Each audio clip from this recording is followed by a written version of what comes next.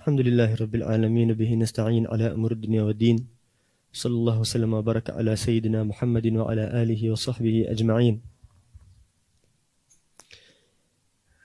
Kita merafakkan setinggi-tinggi syukur kepada Allah Subhanahu wa taala. Tuhan yang memberikan kita nikmat berterusan dan yang terus menjemput kita untuk meraihkan makhluk yang paling mulia iaitu Nabi Muhammad sallallahu alaihi wasallam. Kita sambung pengajian kita daripada kitab Petunjuk Tarikat ke Jalan Akhirat, muka surat 8, perenggan yang terakhir. Dan ancaman ini hanya akan direalisasikan pada hak siapa yang menyeru kepada Allah Ta'ala atas niat kepentingan dunia, diajaknya orang lain membuat kebaikan sedang dia tetap meninggalkannya. Dan dia melarang orang dari berbuat kejahatan padahal dia sendiri membuatnya secara riak dan kerana mencari nama Allah. Inilah nafsu kita. Kabura maqtan indallahi an taqulu ma la taf'alun. Allah sangat-sangat murka bagi mereka yang berkata-kata barang yang dia tak kerjakan. Berkata-kata barang yang dia tak kerjakan. Wahai yang mendengar, jagalah mata. Dia balik rumah, mata tak jaga. Wahai yang mendengar, tundukkan pandangan daripada perkara-perkara yang bukan-bukan. Habis kuliah, dia tengok handphone, tengok Facebook. Banyak aurat-aurat perempuan macam tak ada masalah untuk dia. Wahai yang mendengar, jaga pandangan mata, itu mata yang akan diguna untuk menatap wajah Nabi di hari akhirat. Balik rumah, tengok TV. News, berita harian, perempuan bagi news. Matanya tengok, tak ada apa-apa, tak ada masalah, tengok selamba aja. Kabura maqtan indallahi an taqulu ma la taf'alun. Allah sangat murka mereka yang mengata-kata barang yang dia tak kerjakan. Tapi kena kata-kata tak? Kena pesan. Tanggungjawab kita sebagai hamba Allah. Tapi kau nak kata-kata sebagai improvement untuk diri sendiri. Jangan kitanya macam biasa kata-kata pada orang, yang kau attack orang depan orang yang mendengar. Seolah-olah kau baik sangat. Balik rumah kau selesa dengan maksiat, santai tengok TV, dengan aurat sana sini, berbual dengan wanita tak ada had. Cakap perkara yang kosong-kosong, cakap berbual perkara yang tak senonoh. Pergi dekat kelas pula, selamba pesan, ente jangan gini, ente kena ingat apa Imam Ghazali sebut, ingat apa Imam Haddad tengok ni, ente taubat pada Allah. Balik rumah, malamnya tak bangun, subuhnya terlepas, taubatnya entah ke mana, nangis pada Allah tak ada. Masuk majlis pula, ya Allah ampunkan dosa kami, ya Allah. Murid-murid semua menangis, dia pun menangis. Balik rumah, malamnya tak bangun, tak menangis pada Allah Ta'ala, duduk santai. Kabura maqtan indallahi an taqulu ma la taf'alun. Yang nama pendakwah adalah pendakwah setiap masa. Contoh, maaf cakap, hatta kalau orang intai di dalam tandas sekalipun, orang akan nampak perkara yang nak didakwahkan. Tandas kan tak ada siapa, melainkan kau kerja kau masuk tandas dengan orang lain. Kan mana ada orang masuk tandas dengan orang lain kan, masuk tandas sendiri. Takutlah tandas gelap. Teman, tak ada. Gelap ke tak, mana ada orang ajak teman dalam tandas. Masuk tandas, andai kata ada orang intai kau dalam tandas, orang akan dapat perkara yang didakwahkan. Apa dia? Intai dalam tandas, rupanya dia masuk tandas guna kaki kiri. Kenapa dia masuk kaki kiri? Buka. Betul lah sunnah Nabi. Dia keluar tandas guna kaki kanan. Betul lah, kena dengan sunnah Nabi SAW. Tengok, dalam tandas dipakai selipar, kena dengan sunnah Nabi. Dalam tandas ditutup kepala, dalam tandas ditutup aurat-aurat yang meja aurat. Dalam tandas dibuat perkara-perkara yang sunnah. Ada basuhnya belah mana dulu, kanan dulu, kiri dulu, bahagian kanan depan dulu, kemudian bahagian kanan belakang. Kan semua ada sunnah. Mengiring belah kirinya, macam mana keadaan, semua orang boleh. Kalau orang intai dalam tandas sekalipun, orang boleh dapat manfaat. Itu pendakwah. Mana-mana sekalipun dakwah. Apatah lagi dengan isteri dan anak-anak. Dakwah kat luar, dakwah sana sini, isteri dan anak-anak. Lepas subuh, tidur. Sampai pukul berapa? 9:30. Baru bangun. Engkaunya pesan pada murid, ente jangan tinggal solat duha. Daripada subuh sampai duha, 3 kali umrah punya pahala Nabi pesan. Balik rumah, engkau seorang aja buat. Isteri dan anak-anak, semua tidur. Tak boleh. Kalau orang luar engkau sanggup dakwah, orang dalam terlebih lagi. Sehingga dalam tandas sekalipun orang boleh dapat dakwah daripada kita. Ini kan pula dengan ahli keluarga. Itu nama pendakwah. Nama pendakwah. Minta jauh lah daripada sifat-sifat pendakwah yang sekadar dakwah mengharapkan apa? Mengharapkan duit. Dapat duit, dah okey, alhamdulillah beres. Orang ni bayar ana banyak lah, ana bersalah sangat kalau tak pergi. Orang bayar kau sebersalah. Orang tak bayar, orang bayar suka hati dia punya pasal. Siapa suruh dia nak bayar, aku tak minta. Habis aku sebersalah tak pergi, apa dia? Aku sebersalah tak pergi kerana majlis ilmu, barang yang aku nak bagi sangat berharga dan orang dah siap nak dapat. Kalau aku tak pergi kan sebersalah. Bukan kerana duit. Bukan kerana duit. Anak tak nak duit, anak tak bayar, anak ikhlas punya pendakwah. Asalkan apa? Asalkan orang salam cium tangan anak. Asalkan orang panggil anak Al-Fadil Ustaz. Asalkan orang hormat pada anak. Nak syuhrah. Tak nak harta, nak syuhrah, nak masyhur. Allah, minta jauh daripada pendakwah yang begini. Guru-guru kita bukan gitu, para habaib kita bukan gitu. Sehingga kan tak ada istilah bagi pendakwah. Anak tak boleh gini, anak tak boleh pakai gitu depan orang ramai. Anak punya reputation sebagai ustaz. Nanti orang pandai macam mana? Tak ada. Tak ada. Biasa kita nampak guru-guru kita keluar dekat tengah-tengah beli kedai runcit. Tak pakai serban, tak pakai apa. Pakai seluar siap. Pakai seluar, pakai baju gini, lengannya panjang lah. Tapi jalan keluar beli barang biasa je. Orang, Habib, apa Habib buat? Anak beli barang. Tak ada pun, anak Habib, anak keluar mesti dengan amaim, mesti dengan jubah apa semua, mesti perfect. Tak boleh. Ridak hijau anak tak tinggal. Kalau bukan hijau, oren, confirm. Tak boleh. Engkau tak ada istilah, aku nak jaga reputation. I don't have reputation. Sebab apa? Yang pandang aku Allah. Manusia tak boleh angkat poin aku sikit pun dan tak boleh rendahkan poin aku sikit. Yang angkat dan rendahkan adalah Allah Subhanahu Wa Taala. Maka dibuat aja hal dia. Habib Abdullah Al-Jufri, Syekhana, guru kepada guru kita. Habib Abdullah Al-Jufri yang kita baca kitab tauhid dia kan, Habib Abdullah Al-Jufri. Pagi-pagi pakai baju gini, pakai seluar slack, pakai songkok. Pergi mana? Pergi sekolah mengajar. Orang kata, Habib ni bagus mengajar agama. Bukan. Mengajar bahasa orang putih, bahasa Arab. Orang putih bahasa Arab. Ajar. Balik malam dakwah. Habis ustaz-ustaz tak boleh kerja. Engkau tiba-tiba tinggalkan kerja, terus nak berdakwah, nanti orang tak bayar, kau masam muka. Apa salah dia tak bayar? Aku minyak, aku mahal. Alah, kau dah ungkit pula duit daripada orang lain. Habib Abdullah Al-Jufri tak ada. Dakwah. Orang bayar suka hati. Aku kerja, cikgu sekolah. Kerja sampai ketua dia kerja. Sampai ketua. Tak ada istilahnya. Apa? Kan kita dengar cerita daripada murid dia, Habib Hussein bin Alwi, Johor kan? Habib Hussein cerita apa? Ana pernah meniaga cendol tepi jalan. Kan? Ana meniaga cendol, tiba-tiba orang semua ramai tengah datang, ana bagi cendol. Sekalian ana tengok, Habib Abdullah, ente ulama, apa ente buat dekat sini? Ente beli cendol daripada ana tepi jalan. Habib Abdullah kata, apa masalah? Aku tak boleh beli cendol dari engkau. Suka hati aku nak beli. Aku suka cendol engkau, aku beli. Tak ada istilah reputation untuk aku, tak ada. Apa salah pula aku tak boleh pergi? Orang lain boleh pergi, pengemis pergi, penzina pergi, yang bertatu pergi, seluar pendek pergi. Aku lagi teruk daripada dorang. Apa pula aku tak boleh pergi?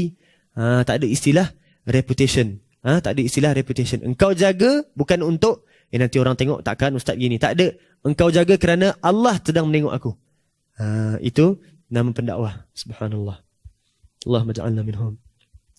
Jangan berhenti mencela diri.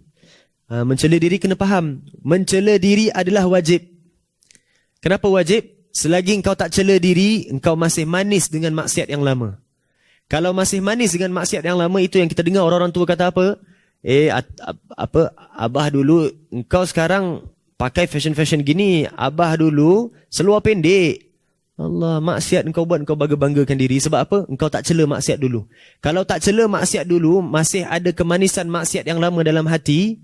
Nanti hujung hayat syaitan akan datang, bangkitkan balik dalam mimpi kita. Waktu kita dah tak bernyawa, hampir-hampir nak dah nazak kan. Syaitan akan mainkan balik keadaan seperti mana maksiat yang kita ada manis dulu. Syaitan tahu sebab syaitan ni damping dengan kita sejak kita lahir. Dia tahu orang ni manis kat maksiat yang mana. Dia mainkan balik sehingga kita tengok, aku maksiat ni balik, okey, aku tak koma lah, aku boleh gerak balik lah. Enjoy aja sikit, sakaratul maut datang, su'ul khatimah. Macam mana nak tangkis? Kena cela maksiat yang lama. Sehingga kalau aku ingat, aku tak suka ingat, aku jijik, aku tak suka. Dan kalau terlintas saja maksiat yang lama, ya Allah, jauhkan aku, ya Allah, jauhkan aku, jangan sampai aku jadi jijik macam dulu balik, ya Allah. Kalau lalu tempat yang teringat maksiat, Allah, dia terlupa. Sekarang pelik tau. Orang, maaf cakap, dengan isterinya, sebelum kahwin dah bercinta dengan isteri.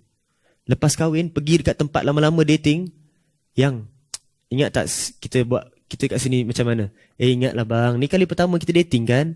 Allah, kau punya seronok dengan bini kau. Tu maksiat tau. maksiat. Wajib taubat dan wajib cela maksiat tu. Jangan ingat lagi pengalaman-pengalaman sebelum kahwin. Start fresh. Jadi orang baik balik. Yang kau buat semua jahat, yang kau buat semua Allah perhati aja bila nak taubat orang ni. Allah perhati bila nak taubat. Jangan sampai Allah tindak, taubat. Ini tak dengan isteri, ingat tak kita buat apa sini dulu? Kita dating. Ingat tak dekat sini, you bagi I hadiah, bunga. Bunga. Selap-selap keledak api neraka yang kau bagi dia. Taubat, kena cela balik. Nanti dekat-dekat khatimah nanti Allah syaitan bangkitkan balik, ahlam dia panggil. Mimpi. Mimpi, seolah-olah macam mimpi. Dan cela diri bukan bererti nak putuskan motivasi kita. Dah buat maksiat, kotornya aku ya Allah, hinanya aku ya Allah. Teruskan keadaan aku ya Allah. Syurga untuk orang yang suci. Ana hina, ambil arak togok. Tak boleh. Bukan. Cela diri untuk engkau terus semangat, keluarkan daripada kecelaan engkau. Jadi orang yang terpuji di sisi Allah Ta'ala. Itu maknanya cela diri. Adapun orang yang mengajak orang kepada pintu Allah dan dalam pada itu, dia terus mencela dirinya dan menahannya dari berbuat kesalahan serta mendorong diri sendiri untuk tidak melengah-lengahkan amalannya, maka diharapkan dia akan terselamat. Orang yang cela diri. Sebab apa? Walau aku buat dalam keadaan lazat, tapi lepas aku buat, aku sedar balik, aku dapat kontrol balik diri aku terus teringat, Allah jijiknya, kenapa aku buat balik ya Allah, aku tak suka. Kan aku dah cakap dulu aku tak suka, tapi aku rasa juga lazat, aku tak suka kelazatan tu ya Allah, aku benci ya Allah, aku benci. Cepat dia taubat. Orang yang tak biasa cela diri, lepas dia buat maksiat, minta ampun ya Allah, astaghfirullahaladzim ya Allah, maksiat aku dah buat ya Allah, aku taubat Steady aja. Sebab apa? Tak biasa cela diri. Taubat tak? Taubat. Tapi topeng punya taubat. Konon punya taubat. Konon-konon punya taubat. Cela diri, kena terbiasa cela diri. Sehingga terbiasanya orang cela diri. Tengok macam tonton guru kita, para habaib kita. Contoh kita ambil Habib Omar. Habib Omar, tengok dekat majlis dia, kadang orang kata, apalah dia ni, bawa lah dalil hadis ke, dalil Quran ke, aku tak alim. Kau nak dalil hadis, dalil Quran, tanya alim ulama, aku tak kerti. Dalil aku Habib Omar tu dah cukup baik lah. Kau tak suka Habib Omar, kau punya pasal. Contohnya lah, tak ilmiah lah kuliah ni, suka hati kau. Apa kita cakap tadi? Habib Omar. Habib Omar dalam dia punya tausiah, tengok cara Habib Omar. Habib-habib kita lah, antaranya Habib Omar. Dia boleh duduk gini, boleh duduk gitu, santai aja. Time dia doa, dia boleh angkat tangan. Dia boleh conduct program menangis kepada Allah Ta'ala dengan berjaya tanpa sikit riak dan takabur. Orang lain tak boleh buat. Yang tak sampai kepada makam begitu, engkau tak boleh buat orang menangis. Kau buat orang menangis saja riak takabur. Engkau nya tak dapat detect lagi dekat mana nak main hati orang dan dekat mana hati engkau boleh masuk. Habib Omar ni dia dah terlalu mahir dengan hati sampai dia tak ada takabur. Seperti Imam Jailani, Syekh Abdul Qadir Jailani. Boleh diri, wahai hadirin sekalian, makanan dah tersedia depan ayam. Ayam nak makan, tiba-tiba disambar oleh musang ataupun kucing. Menangis semua 40,000 orang yang hadir. Sebab apa? Dianya ada, alamak, orang dah menangis, ana dah macam riak pula lah, ana dah macam takabur pula. Tak ada, dia boleh steady aja. Sebab apa? Dah terbiasa mencela diri. Kita, ente kena mengajar nanti. Orang macam ana mengajar, ana tak boleh lah, ana tak boleh. Ana takut ana riak lah. Ana takut ana takabur lah, ana tak boleh. Ana pegang mikrofon aja nak ketor. Sebab apa? Riak ni, riak. Allah, ekstrimnya engkau. Ekstrimnya. Kenapa? Tak biasa cela diri. Bila biasa cela diri, engkau pegang mikrofon, engkau duduk tepi alim ulama, engkau disium tangan, engkau apa semua pun, orang panggil kau Pak Ustaz, engkau panggil kau Pak Kiai, tak ternaik sikit pun diri engkau. Sebab apa? Alah, aku tahu aku siapa. Yang menangis tengah malam semalam mengemis pada Allah tu aku. Nak macam mana sekalipun aku tetap pengemis. Macam mana sekalipun aku tetap pengemis. Mencela diri itu pakaian aku. Mencela diri itu adat aku. Engkau muliakan aku macam mana pun, aku tahu betapa celanya aku di sisi Allah Ta'ala. Maka dia jalankan tanggungjawab dia dengan berjaya. Allah suruh dia ke depan, aku ke depan, ya Allah aku ke depan. Nak riak? Tak ada. Nak riak apanya? Aku tak ada benda yang nak diangkat. Tawaduk? Lagilah akulah manusia paling tak tawaduk sekali. Sebab apa? Orang tawaduk, dia tinggi, dia kena rendahkan barang yang tinggi. Aku memang tak pernah tinggi pun, aku dah memang terpaling rendah. Maka dia buat kerja dengan berjaya, dengan berjaya, dengan berjaya. Sebab apa? I am nothing. I am nothing. Dah terbiasa cela diri. Orang yang tak biasa cela diri, ke depan sikit je, anak ketar. Sebab apa? Dah sikit lagi riak ni. Sikit lagi diambang takabur ni. Tak ada. Orang suruh ke depan, tugas ya Allah, tugas. Marhaba. Engkau sedang pantau aku, waktu aku buat maksiat semalam, engkau juga yang pantau aku. Aku sedar diri aku siapa ya Allah. Terus cela diri. Tak ada masalah. Tak ada masalah. Sebab tu para habaib, tuan-tuan guru kita ulama, steady, jalankan tugas. Steady. Walau bagaimanapun orang yang berilmu, yang tidak mengamalkan dengan ilmunya itu adalah lebih baik keadaannya, lebih terpimpin jalannya dan lebih terpuji akibatnya daripada orang yang tidak beramal dan tidak mengetahui. Orang yang tak amal dan tak tahu lebih cela daripada orang yang tahu tapi tak amal. Paling-paling orang yang tak tahu tapi tak amal, bila orang tanya dia boleh nasihatkan, tapi dianya tak amal. Tapi jangan sampai engkau bagi tahu orang tapi engkaunya tak amal. Maknanya boleh tak dua-dua ni? Dua-duanya tak boleh. Yang terpaling hina, tak ilmu, tak amal. Habis yang atas sikit apa dia? Ilmu tapi tak amal. Kalau gitu anak nak jadi yang atas sikit. Anak nak ilmu tapi anak tak nak amal. Tak boleh.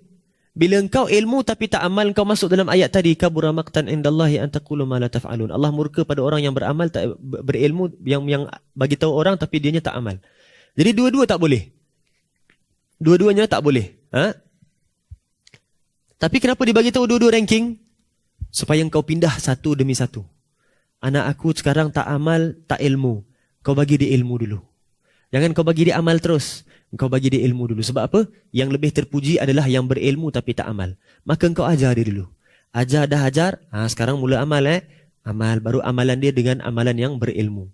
Baru dia terkeluar daripada dua-dua sifat yang keji. Sebab tu diberitahukan peringkat. Supaya engkau pindah satu demi satu. Barangkali ada orang yang tidak waras akalnya mengatakan buku-buku yang mengenai agama sudah ada banyak. Dan semuanya sudah lengkap dan mencukupi, jadi tidak ada faedah lagi untuk menyusun buku baru pada zaman ini. Orang yang mengatakan begitu meskipun dia benar dalam kata-katanya tadi bahawa buku-buku yang sudah ada memang banyak dan sudah mencukupi, namun dia telah tersalah pada kata-katanya bahawa tidak ada faedah lagi untuk menyusun buku pada zaman ini. Kerana hati itu sangat cenderung menurut tabiatnya kepada setiap yang baharu. Di samping itu Allah Ta'ala mengurniakan ulama setiap zaman apa yang bakal memenuhi selera ahli zaman itu. Karangan buku-buku itu selalunya sampai ke tempat-tempat yang jauh dan buku biasanya kekal sehingga sesudah matinya si alim itu maka akan berhasillah baginya keutamaan menyebarkan ilmu dan dia akan dicatat sebagai seorang guru yang terus berdakwah kepada Allah dari dalam kuburnya meskipun dia sudah lama mati. Buku yang lama kan dah ada, kenapa nak buat buku baru? Kan sekarang orang tanya. Baik. Dan jangan kita, anak kalau belajar, anak tak boleh ambil ulama sekarang punya buku. Paling akhir sekali lah Ibn Hajar punya buku. Ataupun Imam Ramli. Itu last bagi anak. Lepas-lepas tu, anak tak ambil. Qaul Jadid. Ya Allah, mengada-ngada. Macam siapa? Macam Wahabi. Macam Wahabi. Asal marah? Engkau Wahabi. Kan tak marah. Macam Wahabi. Wahabi dikata apa? Fulan bin Fulan bid'ah. Sebab apa? Pandangan dia tak menyandarkan kitab Al-Um Imam Syafi'i. Allah. Kitab Al-Um orang tak buat sandaran tahu zaman sekarang. Sebab lepas Al-Um sahaja berapa banyak syarah bagi Al-Um yang menerangkan cara patut engkau faham Al-Um bagaimana. Kenapa? Imam Syafi'i duduk karang Al-Um. Kemudian dia syarah Al-Um kepada siapa? Murid zaman dia kan? Maka murid zaman dia yang faham kitab Al-Um membuatkan syarah berdasarkan fahaman mereka berkaitan dengan Al-Um. Kitanya tak hadir kuliah yang Imam Syafi'i terangkan Al-Um, terus nak jangkau pada Al-Um. Engkau tak faham apa Imam Syafi'i tulis. Engkau ambil zahir, totok, ambil satu. Imam Syafi'i kata, hendaklah engkau berjalan dengan jalan yang lurus. Engkau pun kata apa?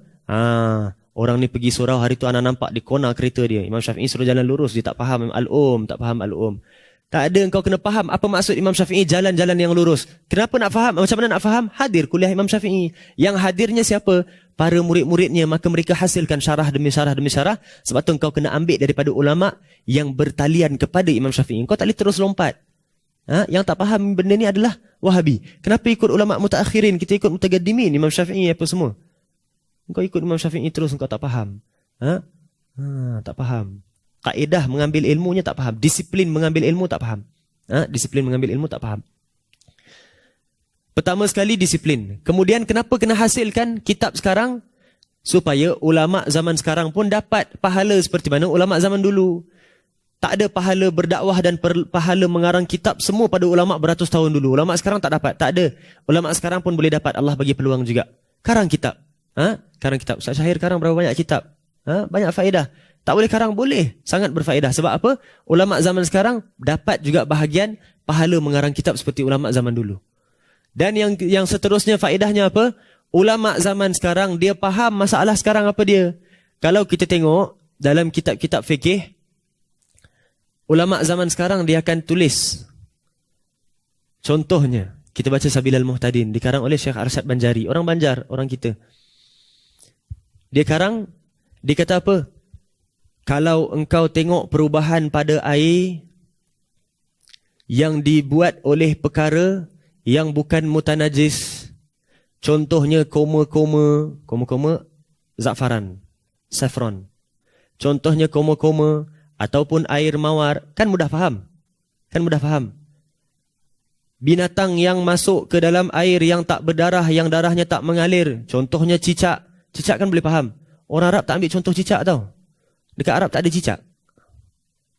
Dekat Arab tak ada cicak. Habis kalau kita baca terus kitab sana macam nak faham, maka ulama sini kena tetap hasilkan. Sebab apa? Sesuai dengan perubahan tempat-tempat dan perubahan zaman. Zaman sekarang, zaman dulu punya kitab tak cerita hukum tengok TV. Zaman sekarang punya kitab dah ada. Sebab apa? TV baru ada. Handphone. Kan zaman dulu tak ada. Mengviralkan khabar-khabar. Kan zaman sekarang baru ada. Ulama dulu mana dia cerita? Janganlah engkau menggembar-gemburkan hal-hal dalam Facebook. Dia tak ada sebut. Zaman dia tak ada Facebook. Kena ada ulama yang menggalas tanggungjawab untuk updatekan umat. Updatekan umat. Besar bahagian mereka yang mengambil tanggungjawab begitu. Sangat besar. Sesuai sebagaimana sabda Rasulullah SAW, man an'asha lisanahu haqqan ya'malu bihi man ba'dahu ujriya alaihi ajruhu ila yaumil qiyamah. Ila yaumil qiyamah. Barang siapa yang menghidupkan lisannya dalam kebenaran yang dibuatnya oleh orang yang datang sesudahnya, nescaya Allah akan menghitung pahala dibuatnya sehingga datang hari kiamat. Aku namakan risalah ini dengan judul Risalah Mu'awanah wal Muzaharah wal Mu'azarah lirraghibina minal mu'minina fi suluki tariqil akhirah.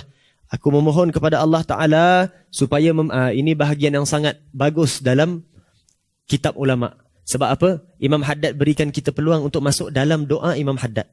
Dalam doa Imam Haddad. Memberikan manfaat bagi diriku, amin, dan seluruh kaum mukminin, amin. Dan dia menjadikan pengumpulanku tentang kandungannya, pengambilan beratku terhadapnya, dan dengan penyusunannya sebagai khalis, semata-mata kerana wajahnya yang mulia, amin. Kini sampailah masanya aku memulakan mengarang buku ini, dan kepada Allah Ta'ala aku mohonkan diperbanyakkan taufik. Aku berkata dengan memohon perbantuan daripada Allah, menyerahkan semua daya upayaku kepadanya dan meminta kepadanya supaya dia memberi taufik kepadaku untuk mencapai yang benar dalam niat dan amalan serta perkataan. Kerana sesungguhnya dialah saja yang dapat memimpinku dan berkuasa menolongku, dan cukuplah dia buatku sebagai sebaik-baik tempat bergantung. Kita nak cerita dua perkara. Pertama berkaitan dengan MLM amalan. Itu pertama. Yang kedua berkaitan dengan menyerah pada Allah Ta'ala. Ingatkan kalau saya lupa. Kalau ada orang tengah tengok lah dekat sini. Sebab sekarang kan SOP. Baik. Imam Haddad sebut apa? Hadis Nabi SAW. Nabi kata apa? Orang yang ajak orang lain, mafhum hadis. Orang yang mengajak orang lain dengan lisannya untuk beribadat. Contoh. Wahai hadirin, beramallah kamu supaya setiap malam kau tak tidur melainkan menunaikan salat witir. Kan dipesan orang lain. Orang lain balik buat salat witir. Dia dapat pahala tak? Pahala. Itu kita panggil MLM amalan. Dia duduk, orang lain buat, dapat. Orang lain ajar pada orang lain, dapat. Dengan syarat. Syaratnya apa? Ini kan guru kita selalu sebut. Syaratnya apa? Kita pesan pada orang lain untuk buat, akan digandakan berdasarkan apa yang kita buat. Kalau kita pesan pada orang lain, contoh kita ada murid-murid, kita tarbiyah dia, tinggalkan maksiat, buat ketaatan apa semua, macam nak tahu murid kita berkesan tak dengan dakwah kita? Tengok kitanya buat tak apa yang kita dakwahkan. Kalau kita tak buat, jangan harap murid kita nak buat. Sebab tu Nabi kata, ad-dinul ilm. Agama itu ilmu. Fanzuru an man ta'khudhul ilm. Atau kama qala Nabi SAW. Maka lihat dan perhatikanlah daripada siapa yang engkau ambil ilmu. Sebab apa? Asal ilmu ambil lah. Tak boleh. Yang, apa? Ad-dinu ala khalili dinihi falyanzur amman ta'khudha. Atau kama qala Nabi SAW. Nabi suruh perhatikan kita ambil daripada siapa ilmu. Orang yang mengajar tapi dianya tak amal, kita bukan ambil daripada mulut sahaja. Mata kita nampak, telinga kita nampak, ambil daripada mulut. Tapi hati kita yang hadir, ambil daripada hati dia. Kalau hati dia kotor, beserta dengan mulut yang indah itu, kita dapat tempias kekotoran. Sebab tu kalau orang ikhlas, belajar dengan satu guru yang tak senonoh, sekejap aja Allah balikkan hati orang ni, pindah kepada majlis yang lain. Sebab apa? Hatinya ikhlas, gurunya tak ikhlas. Allah putuskan hubungan. Pindah, guru ni tak ada manfaat untuk engkau. Sebab apa? Kalau duduk lama-lama, nanti tempias kotor hati guru engkau pun turun pada engkau. Jadi, kitanya beramal, kita mengajak orang, nak tengok orang buat ke tak? Tengok kita buat ke tak? Kita tak buat, jangan harap orang lain nak buat. Kita buat, baru tanda orang lain buat. Sebab tu ulama'-ulama' dan tuan-tuan guru punya bersyukur bila dapat amalan, sangat bersyukur. Sebab apa? Alhamdulillah aku buat, ya Allah, moga-moga ini tanda murid-murid aku pun buat. Guru-guru punya concern kepada murid jauh lebih tinggi daripada murid punya concern pada guru. Baik. Kita suruh orang buat solat witir. Dia buat, kita tak buat. Digandakan tak? Digandakan. Tapi kitanya kena ada angka 1. Kalau angka 0, 0 kali 1000, 0. 0 kali 1,000,000, 0. Murid semua buat, engkaunya tak buat, kaunya 0, murid dapat. Adakan angka 1. 1000 kali 1, 1000. 1,000,000 kali 1, 1,000,000. Kan dapat juga, adakan angka 1 bagi pihak kita. Bagi pihak kita. Jangan kosong aja. Amal, ente kena amal. Murid balik 1,000,000 amal. Intinya bagi apa? Telur. Kosong. Hari-hari telur. Tak dapat apa-apa. Adakan angka 1-nya paling-paling tidak. Baik, itu berkaitan dengan, jangan salah faham. Ana dah ajak, ana boleh santai. Bukan. Engkau ajak orang, adakan juga angka bagi pihak engkau. Adakan juga angka bagi pihak engkau. Yang kedua tadi kita nak sebut apa?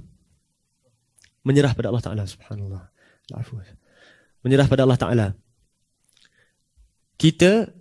Allah berfirman dalam ayat Al-Quran, "Idza jaa nasrullahi wal fath wa ra'aitan nasa yadkhuluna fi dinillahi afwaja fasabbih bihamdi rabbika wastaghfir." Allah pesan kepada Nabi SAW, dan pesanan Allah kepada Nabi bukan kerana kurangnya Nabi, kerana nak mengajar orang yang setelah Nabi. Kita. Allah berfirman pada Nabi, mafhumnya Allah kata, "Wahai Muhammad, kalau dakwah engkau menjadi, engkau jangan lupa pujinya pada aku." Habis pada engkau apa dia? Engkau kena taubat. Dah menjadi dakwah, puji pada Allah, masuk akal. Sebab apa? Yang bantu aku dakwah adalah Allah. Tapi akunya kena taubat. Kenapa? Aku tak dapat pujian. Tak. Sebab apa? Semua yang ada pada engkau yang menjadi, Allah yang jadikan. Saat yang kita sandarkan usaha kita pada kita, Allah akan test dan buktikan engkau lemah. Kita kata apa? Ana punya syarikat ni boleh, ana rasa ana boleh. Kau sandarkan pada engkau, Allah kata, ya boleh. Uruskan syarikat engkau berdasarkan adat hamba yang lemah. Jadi lemah syarikat kita. Tapi juta-juta dalam keadaan sangat lemah. Sandarkan pada Allah, Allah uruskan syarikat engkau, disandarkannya kepada Tuhan yang maha kuat. Maka syarikat engkau akan jadi kuat. Sangat kuat. Itu kalau syarikat, apalagi kerohanian kita, apalagi kemaksiatan kita, apalagi ketaatan kita, apalagi dakwah dan murid-murid dan kawan-kawan kita. Sandarkan pada Allah Ta'ala. Rugi orang yang sandarkan kepada dirinya. Allah akan limitkan kepada sifat engkau sebagai hamba. Wali-wali sandarkan pada Allah Ta'ala, langkah 3 langkah sampai dekat Mekah. Betul? Syekh Arsyad Banjari datangnya balik kampung, orang kata, apa pula kiblat masjid ni berubah? Kita dah banyak tahun dengan kiblat yang sama. Syekh Arsyad Banjari kata apa? Engkau tak percaya? Buka tingkap. Buka tingkap, orang semua nampak Kaabah belah sana. Ubah kiblat serta-merta. Karamah. Sebab apa? Bukan kerana aku yang karamah, bukan. Allah yang maha berkuasa. Sandar pada Allah, Allah beri macam-macam berdasarkan maha berkuasanya Allah. Maka bila kita dakwah nampak orang terima, nampak orang menjadi, tarbiyah anak nampak anak menjadi, jangan kata, bagus, aku ikut apa yang kursus parenting ajar kepada aku. Bagus, aku ikut apa mentor aku ajar pada aku. Tak. Alhamdulillah, Allah berikan pembukaan bagi anak aku. Alhamdulillah, Allah berikan pembukaan bagi syarikat aku. Semuanya Allah. Kemudian baru kita berterima kasih kepada orang yang mengajar kita. Hakikatnya apa? Semuanya pada pentadbiran Allah Ta'ala. Nabi Muhammad aja disuruh untuk memuji Allah. Kemudian Allah suruh istighfar. Kepada Allah pujian, kepada kita istighfar. Kenapa? Dosa ke? Bukan. Dakwah engkau menjadi tapi engkau kena taubat. Kenapa kena taubat? Dakwah engkau menjadi, yang menjadikan Allah. Tapi waktu engkau dakwah, engkau betul-betul ikhlas. Ada yang tak ikhlas, yang tu engkau taubat. Aku nak tindak, aku boleh tindak. Istilahnya begitu. Engkau tarbiyah anak menjadi, anak engkau bagus. Puji aku, sebab aku yang menjadikan dia. Engkaunya kena taubat. Kenapa kena taubat? Sebab waktu engkau tarbiyah, ada selit perkara-perkara dalam hati engkau yang bukan-bukan. Untuk aku, akunya bagus. Bukan ikhlas kerana Allah Ta'ala. Untuk ini, untuk gitu, yang lari daripada Allah, yang tu engkau taubat. Kerana walau zahir anak engkau berjaya, walau zahir murid engkau jadi wali sekalipun, aku nak tindak, aku boleh tindak. Sebab memang ada kekurangan daripada pihak engkau. Maka, pujian pada Allah Ta'ala. Taubat bagi pihak kita.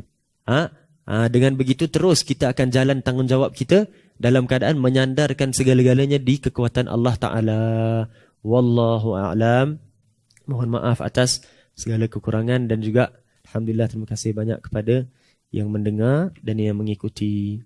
Satu perkara kita cakap, kita sekarang hidup di akhir zaman.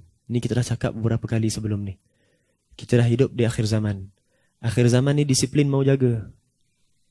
Disiplin mau jaga. Sikit aja engkau cuai disiplin, syaitan cukup. Disiplin mau jaga. Disiplin zahir dan batin. Batin kita dah tahu. Depan guru engkau baik, depan kawan engkau baik, seorang-seorang dekat rumah engkau buat apa? Dengan kawan engkau lemah lembut, dengan isteri, dengan anak macam mana? Itu batinnya. Zahirnya macam mana? Guru engkau datang daripada tempat sejam nak sampai sini, engkaunya 15 minit engkau lambat. Siapa yang nak mengambil, siapa yang nak memberi? Disiplin mau jaga. Zaman Mahdi, lose disiplin, syaitan cukup, kau ikut Dajjal. Kena, daripada sekarang kena tahan dengan disiplin. Susahlah, susah. Tahan. Tahan. Tahan itu akan membuatkan kau bertahan dengan Mahdi. Mahdi tak slack sikit, dia akan tegur. Tak suka ditegur, from now kena disiplin. From now kena disiplin. Guru kita buat live, walau jauh macam mana sekalipun. Pagi-pagi dah ngantuk-ngantuk sekalipun. Bangun, ambil wuduk, pakai pakaian betul-betul. Dengar, walaupun live sekalipun. Disiplin. Disiplin. Guru engkau dah mengajar berapa kali kitab yang sama, datang-datang kitabnya tak ada. Allah. Cuba kalau guru-guru kita lupa kitab. Hari ni anak tak bawa kitab, anak syarah berdasarkan hafalan anak. Tak ada, guru sendiri bawa kitab. Kalau guru lupa pun tak apa, ini kan pula gurunya tak lupa bawa kitab. Kitanya datang selamba tak bawa kitab. Tak boleh. Datang bawa kitab, pen tak bawa. Bawa pen. Catat. Kena disiplin. Kita dekat sini bukan main-main. Kita hadir ini syllabus. You miss one class, syllabus out. Next, you akan tak faham. Next, miss lagi tak faham. Macam mana nak backup balik? Sebab tu kena keep on dengan pace. Dengan kelajuan yang ada ni, tak laju mana pun, kelajuan yang ada ni keep on. Wallahu a'lam bissawab. Pesanan ni bukan untuk orang yang mendengar, untuk kita yang bercakap. Sebab kita semua berguru. Dan tahulah kita apa cuai kita terhadap guru kita. Wallahu a'lam. Kita minta